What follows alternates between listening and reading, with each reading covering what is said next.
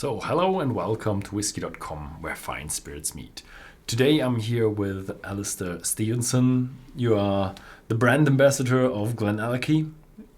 1 year at GlenAllachie, 3 years in the whiskey business. So tell us something about yourself. Where did you come from? Yeah, sure. So a little longer in the whiskey industry. So just over 6 years in the whiskey industry.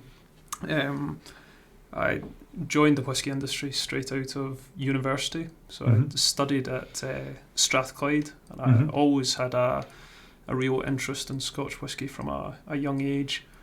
And in my final year at university, I did a study for my dissertation on the changing trends in the Scotch whisky industry and examining the cyclical nature. So during those studies, I was fortunate enough to meet some key industry figures, and one of them was Billy Walker, and he was kind enough to offer me a job after I completed my course at university. So I spent 5 years or 6 years at Benedikt Distillery Company before joining Billy at GlenAllachie last October. Nice. So you kind of went with him, or is that how did that work?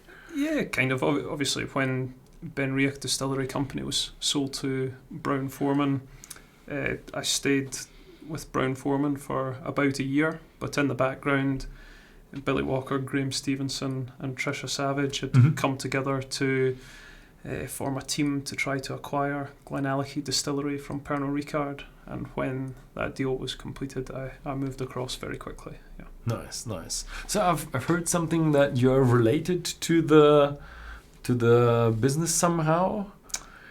Yeah. So the three owners that I mentioned, Billy, Trish, and Graham. So I'd worked with Billy and Trish at Benedikt Distillery for about 5 or 6 years. And this is actually the first time I'm working with Graham. So Graham's my dad, and his experience, he's 30 years in the Scotch whisky industry, nice. Most of the time at Inverhouse Distillers. So a new experience for both of us. Yeah. I'm not the only one who's working with his dad. So how's your experience with working with your dad?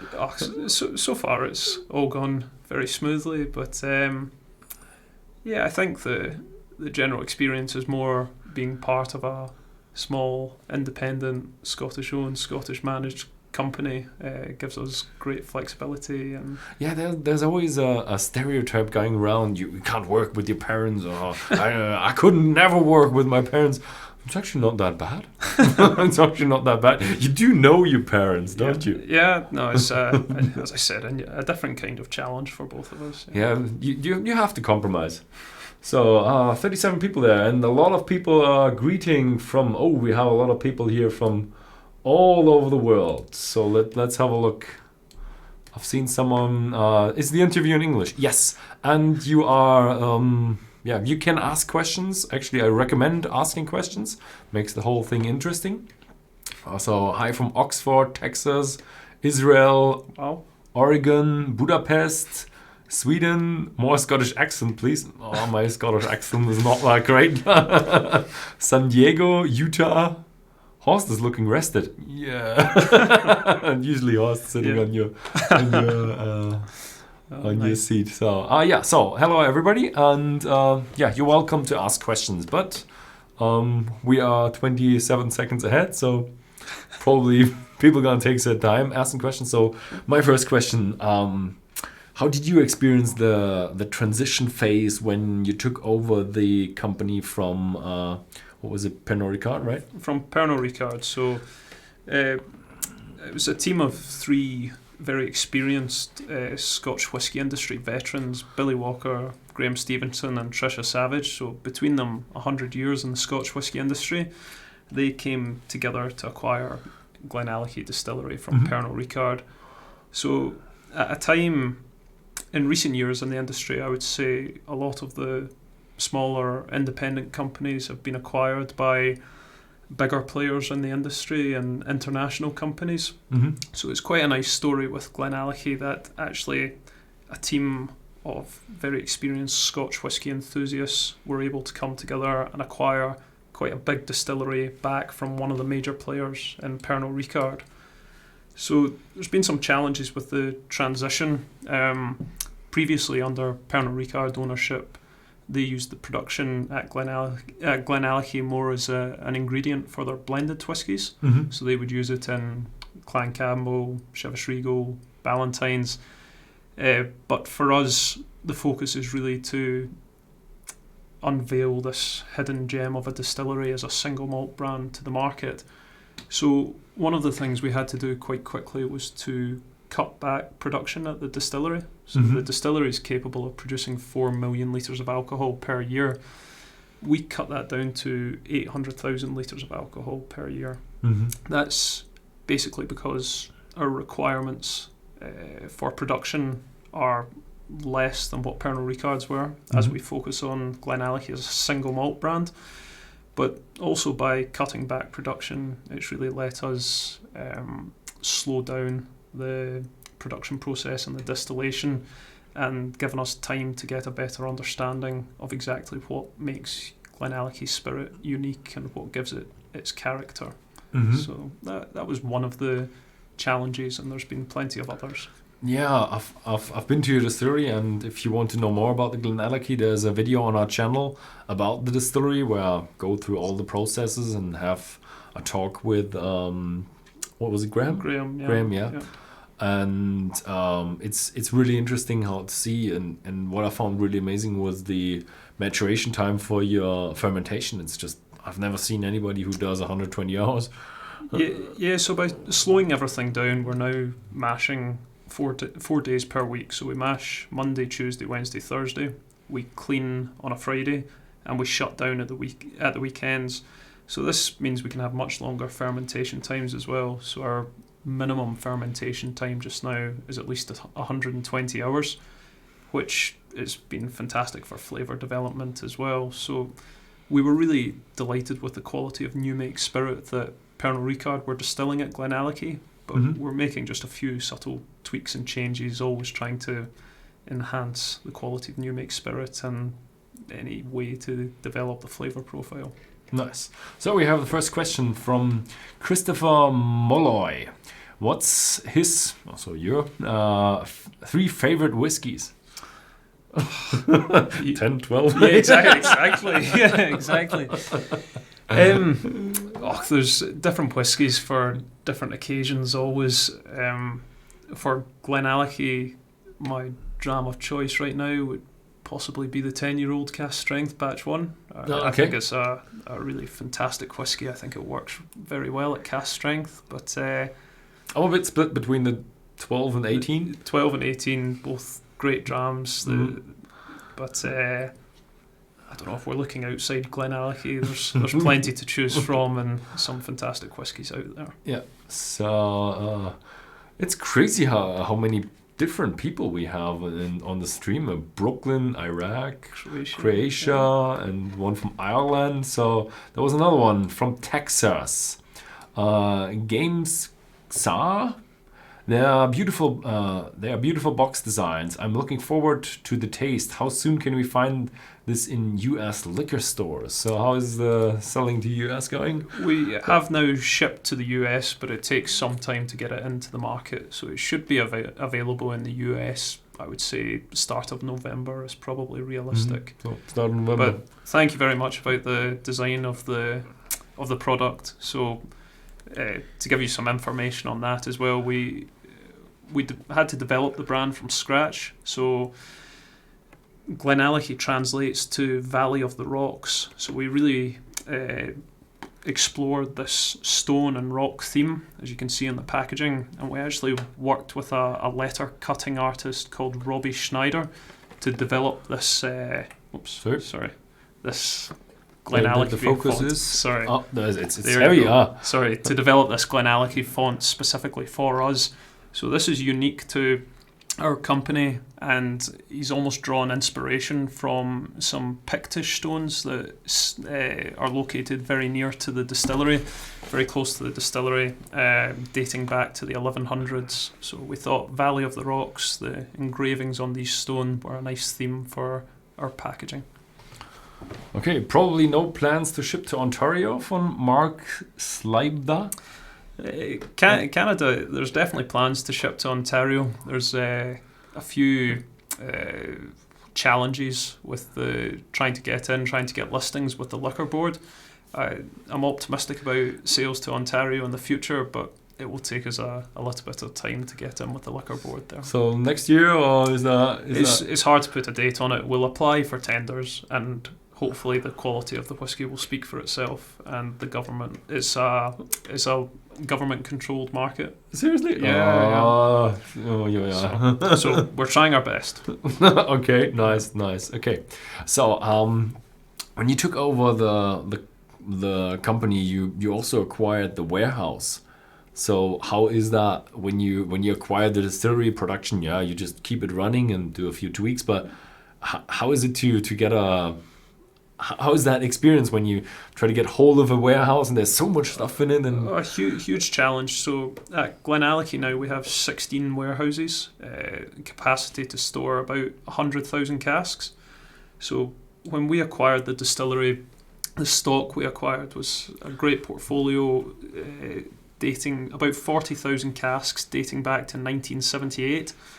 So when the distillery was owned by Pernod Ricard, they don't store all of their stock from one distillery at the same site. Mhm. They like to spread their risk. So there's quite a lot of Glenlivet and Aberlour stored in the GlenAllachie warehouses, and there was quite a lot of GlenAllachie whisky stored at different locations. So part of the challenge for us has been moving some of the Pernod Ricard stock out of the warehouses, while to create space for us to bring some GlenAllachie stock back into the warehouses.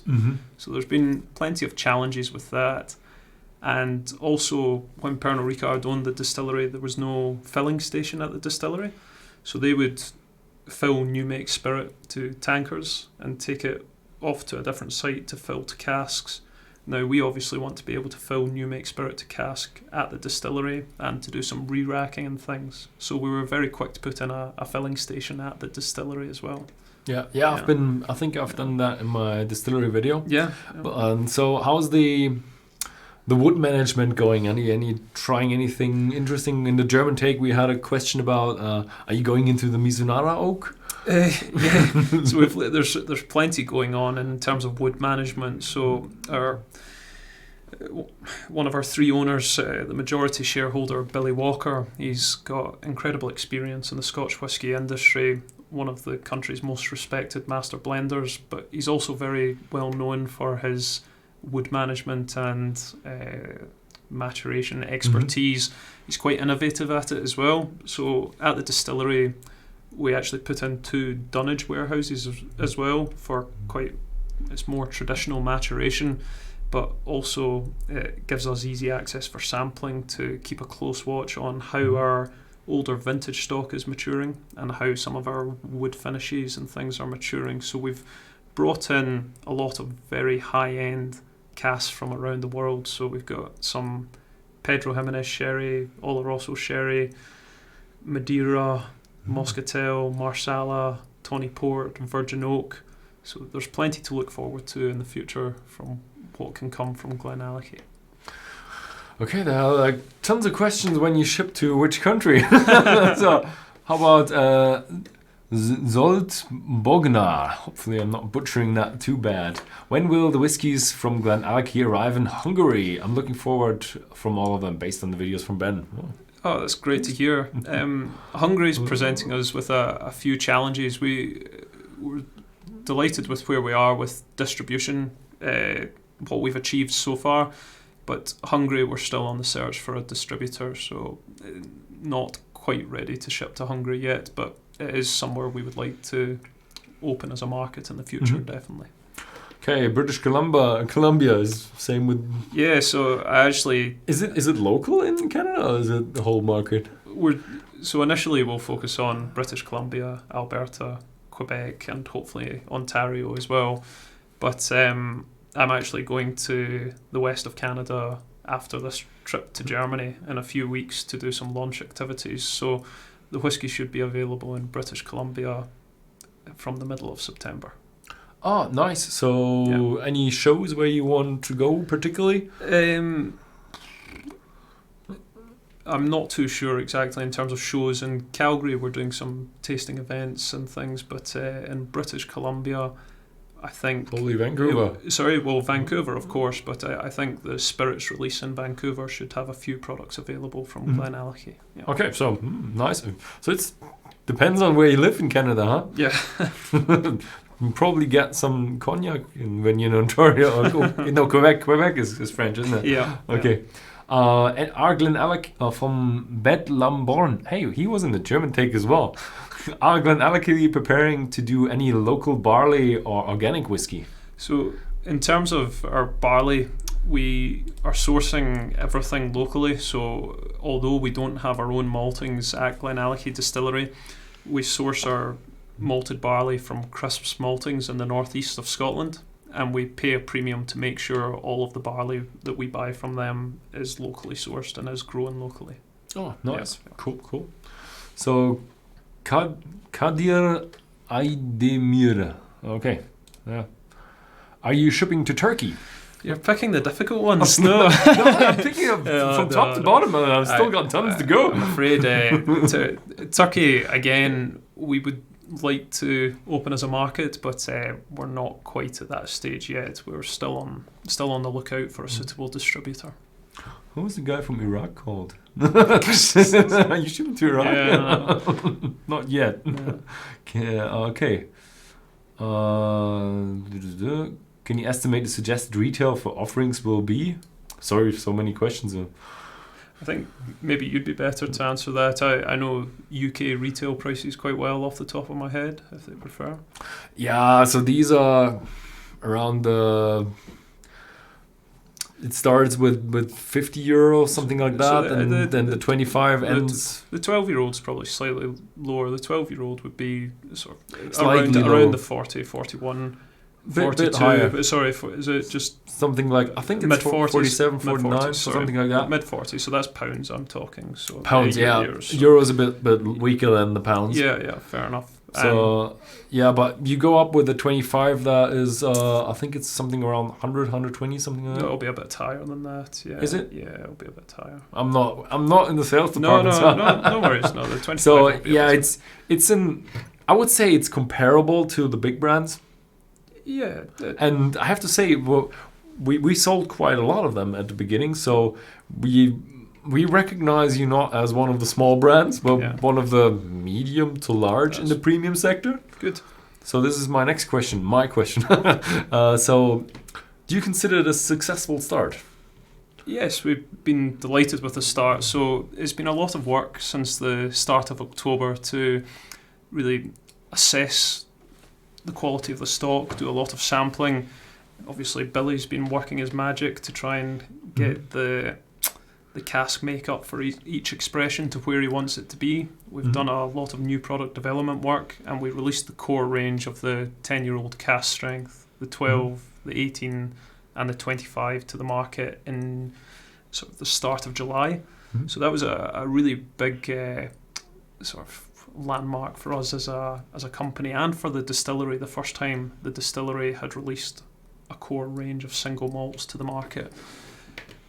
We've been overwhelmed with the positive reception we've had so far. Really delighted with it, delighted with the orders. But I think in the coming months, on the build up to a lot of whisky festivals and things through September, October, November, a lot of build up to the Christmas season, I think we'll have a better idea exactly where we are come December. So it's good, but you're not running out seriously right now. I think we were overwhelmed, and we were short on. We probably underestimated how much we needed to bottle at the beginning, which is a good thing, I suppose. But now we're under pressure to get our next bottling available for the market. Okay. Pipes, etc. Strange name. I was recently in Avalawa, stayed at Dowans and expected to go back. Do you have distillery tours? No, that's fantastic. You visited the area, and of course we would love you to come and visit GlenAllachie Distillery. The plan is in 2019 to open a visitor centre and distillery shop and to offer tours by appointment only.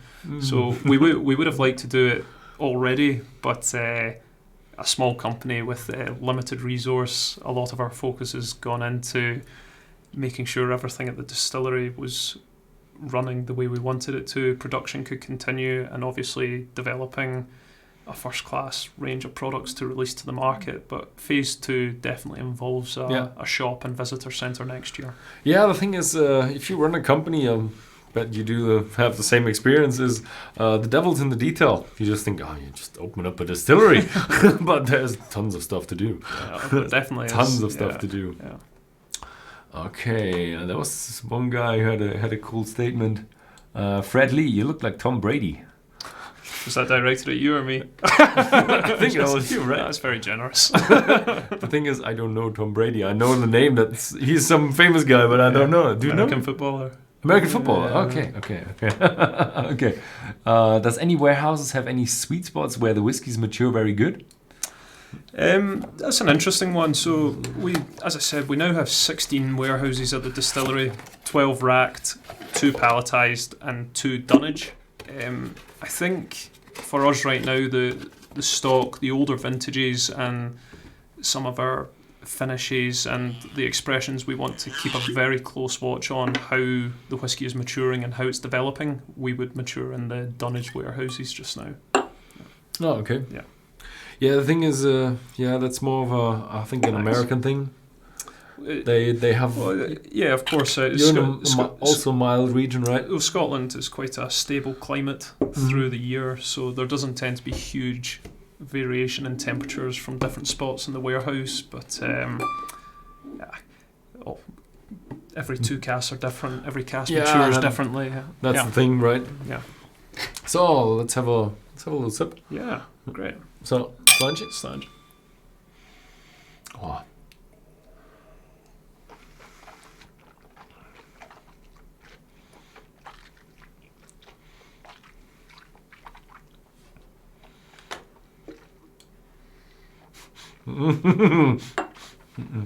Let's see if you can answer this one. Wariston, why does proof exist? Since proof is just 2 times the ABV, why not every just ABV? Everybody probably. Yeah, there is a reason from the American market why they stuck with proof. I'm not sure, you'd probably have a better knowledge of that than I do. The thing is, why do the Americans have inches and foot and they have miles? It's the imperial system. Yeah. The metric system is kind of scientific. The imperial system is more onto common knowledge. Like a foot is kind of as long as a foot is. And the thing is, proof. There is actually American proof, which is 2 times the ABV, and there is the British proof, which is really obscure and strange, and I don't know how to calculate it. And the thing is, you used to have overproof, underproof, and proof. And the underproof, you used to have the gunpowder, and you mix it with the booze, and then you light it, and when it slightly burns or something, it's underproof. When it burns very bright, it's proof, and if it kind of explodes or something like that, I'm not quite sure about that. No. If it has some reaction, it's overproof. So that's how you measure the quality of whiskey or booze in general. Yeah.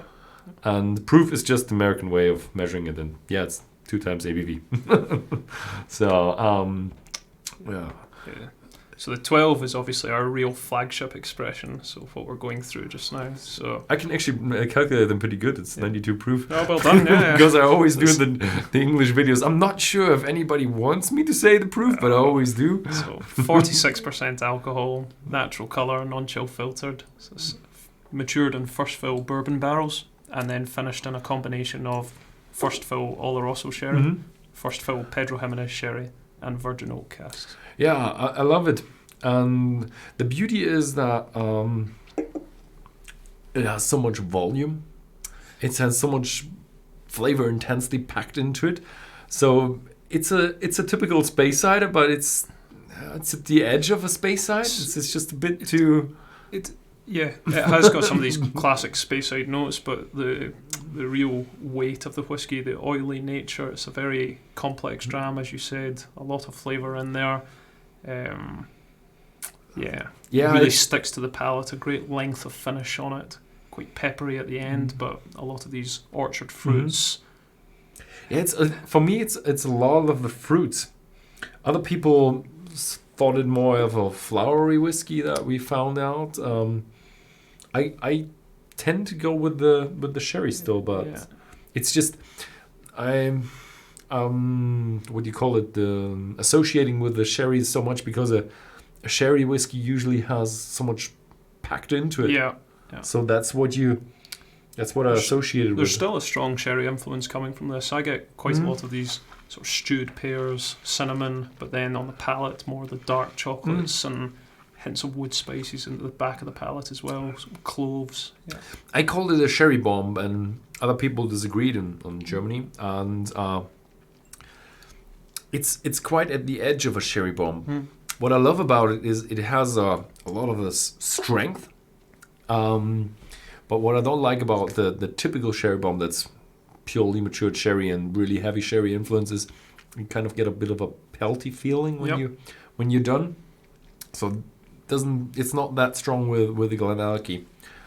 I like it. It's cool that you have a whiskey that doesn't have any heritage, like dragged from on, like, oh, he always used to make it like this. Yeah. But it's still a fine whiskey with a really good age, and GlenAllachie really presented us with an amazing opportunity because there was obviously a great relationship that our owners had with Pernod Ricard that helped present the opportunity, but also was very attractive to us the fact that there'd never been a single malt brand attached to the distillery.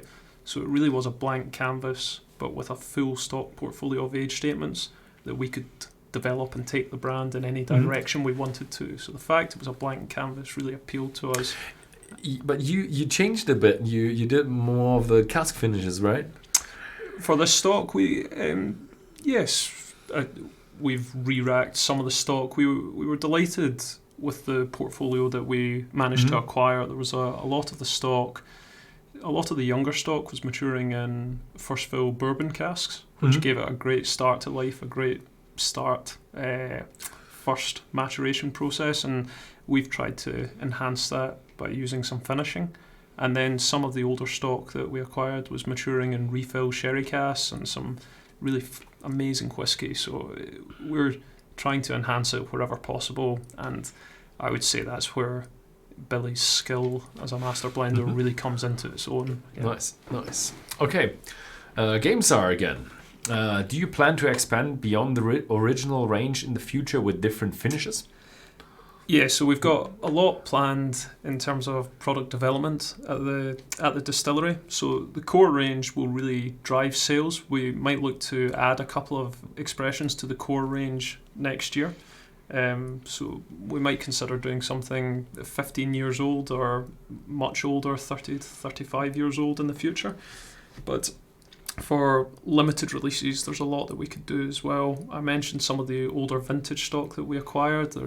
We can look at doing some single cask editions, some limited release wood finishes, and as you saw in the dunnage warehouses, there was some really amazing casks and a lot of opportunity for us in the future. Yeah, we're gonna have one on the cask probably I'm gonna show it to you because we're gonna have a Whisky.de exclusive. Unfortunately, it's not going to get to the Whisky.com viewers. I did bring a sample, but unfortunately my suitcase got lost in the way. So. Oh, yeah. That's really bad. Okay, I meant the blue shirt. I'm Tom Brady. Oh, there you go. I really have to Google that guy afterwards. Okay. Where's the original old professional man? He's called Horst.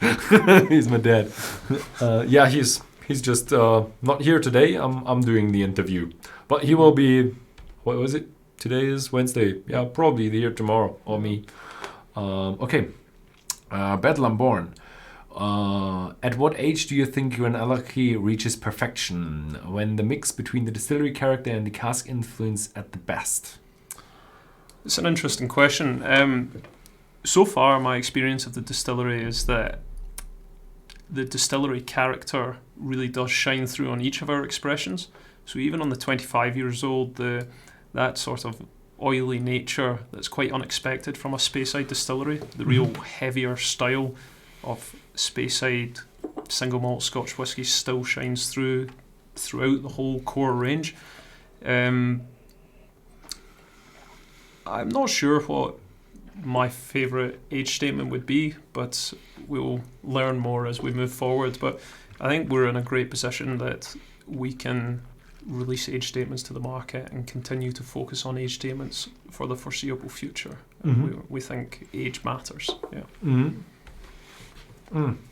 Christopher Molloy, will they be producing any peated whiskey? Oh, that's kind of my question. I heard that as well. So we actually did our first run of peated distillation at GlenAllachie in April this year.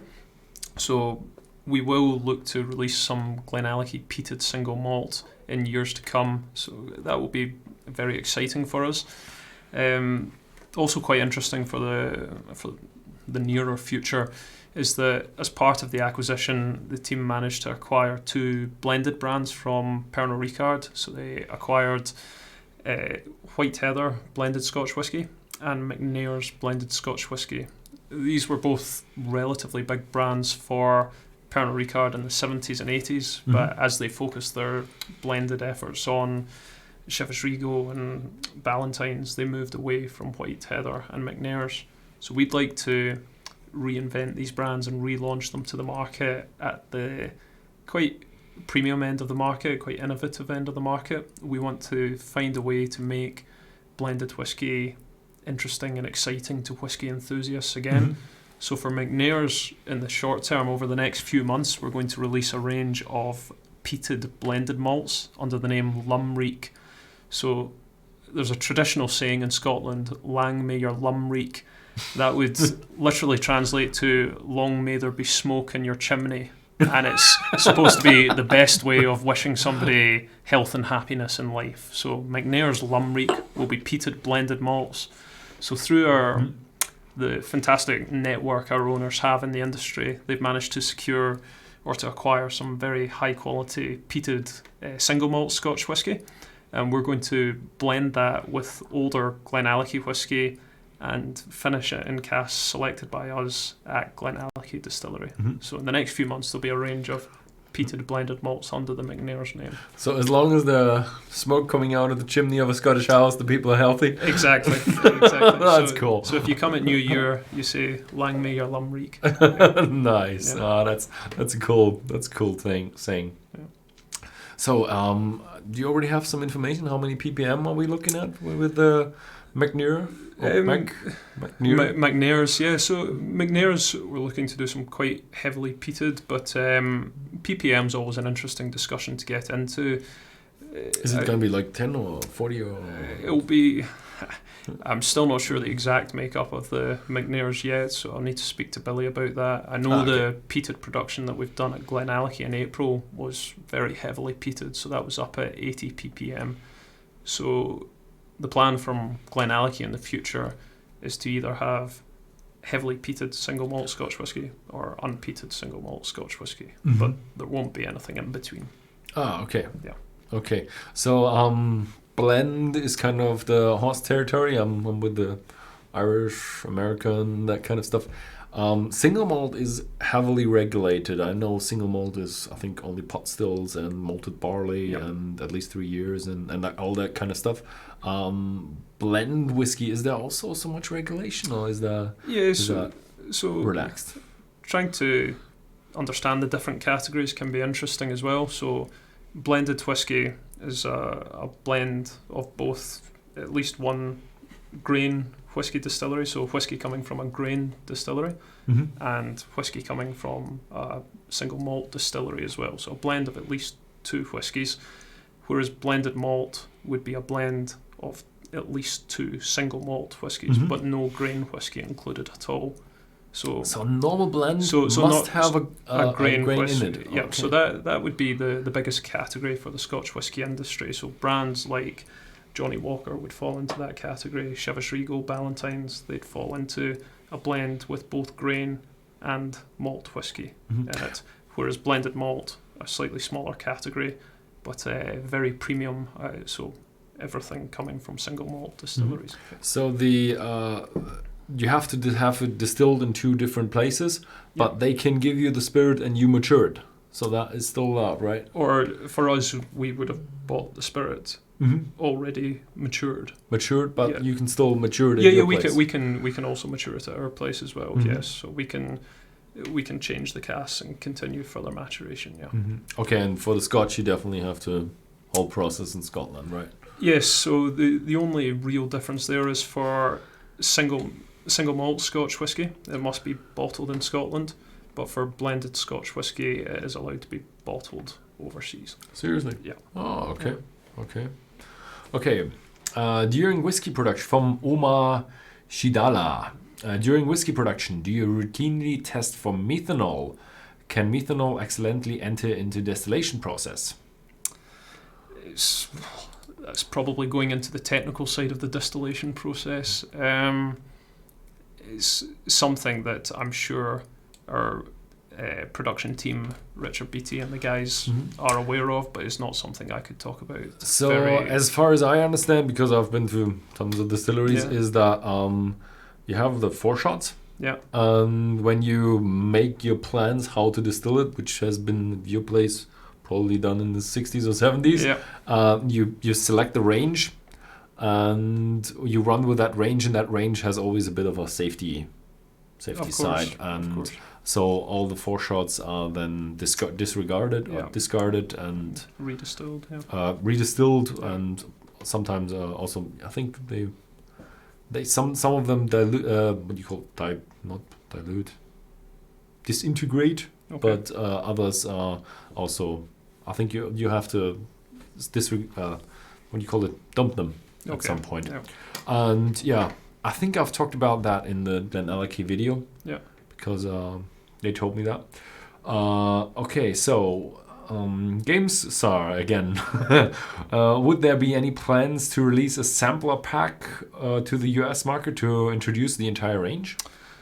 We're looking to do a sort of miniature pack, including a few of the expressions, but beyond that there wouldn't be anything including the whole range. So I think our miniature gift pack, which we'll put together, will include 10-year-old cask strength, 12 years old, and the McNair's 12 years old as well, Peter the Lumreek. Ah, cool. So that's pretty much the range then. Yeah. Okay, so Fred Lee, I think we had that guy as well. Ever experiment with new barrels / casks instead of bourbon or sherry casks? So we've been working with virgin oak quite a lot actually. So for our 12-year-old that we're going through just now, a percentage of the first fill bourbon cask would have been re-racked to virgin oak for a finishing period of about 9 months. So even in the warehouses just now, we are working with some virgin oak casks. Something you need to be quite careful with as well, because the whiskey matures very quickly in virgin oak casks. It takes a lot of flavour from the casks, so we need to keep a close watch on how that's maturing and make sure we don't leave it in for too long. Yeah, I've had some 10-year-old, 12-year-old, and even 18-year-old bourbon, and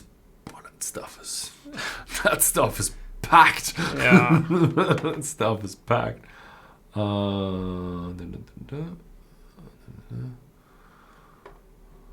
Okay.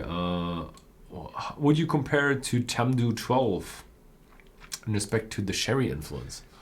Tamdhu 10 years old.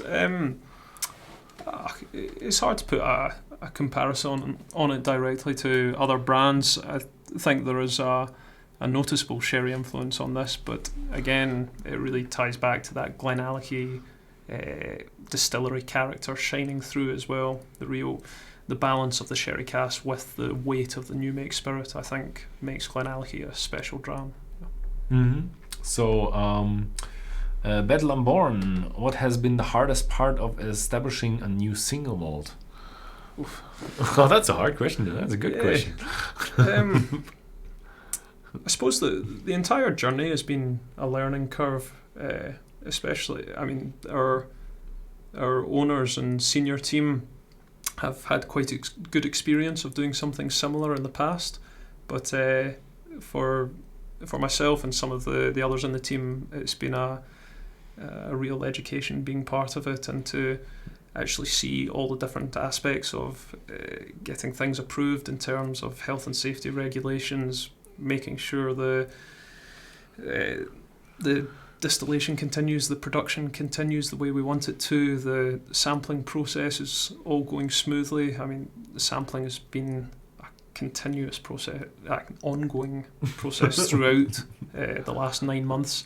In terms of actually developing the packaging and the branding, it's been a great challenge, and obviously working on our route to market and distribution through the world, and building relationships and partnerships and doing some brand education. It's all been a journey, but a really enjoyable learning experience for me anyway. Yeah, definitely. So how many countries have you worked together with regulation wise? I think by the end of this year we'll be the best part of 40 markets. 40 markets. Yeah. So are they really different? Yeah, the markets. Yeah, in Germany, I would say that the consumers are very knowledgeable, very enthusiastic about Scotland and Scotch whisky. So it's amazing to see their passion for our industry. Yeah. Okay, then, yeah, no more questions, but he says, I have a GlenAllachie 12 and I adore it. Great ram indeed, well done. Thank you very much. Okay, yeah, the Bad Laborn has run out of questions after 2 live shows. Yeah, he was in the German one. Okay, the whiskey name, where does it come from? GlenAllachie, as I said, that translates to Valley of the Rocks. So GlenAllachie was the name of the distillery when it was designed and built in 1967, 1968. So although there was no single malt brand attached to the distillery when we acquired it, the distillery was always GlenAllachie. Okay, yeah, nice. Yeah, the story is pretty nice. Yeah, it's pretty nice. Yeah, so I recommend watching my distillery video. Does GlenAllachie engineer the flavors, or do they just rely on the master distiller's experience in selecting casks, grain, yeast from Everwind? So it's an interesting question. So for Scotch whisky, there's obviously only 3 ingredients: barley, water, and yeast. So there's no artificial flavours added whatsoever. So we try to produce a very consistent new make spirit, and then we would use the cask selection and the expertise of Billy as our master blender to differentiate the expressions and to bottle at different ages and to try to ultimately release the best whisky we possibly can to the market. Yeah.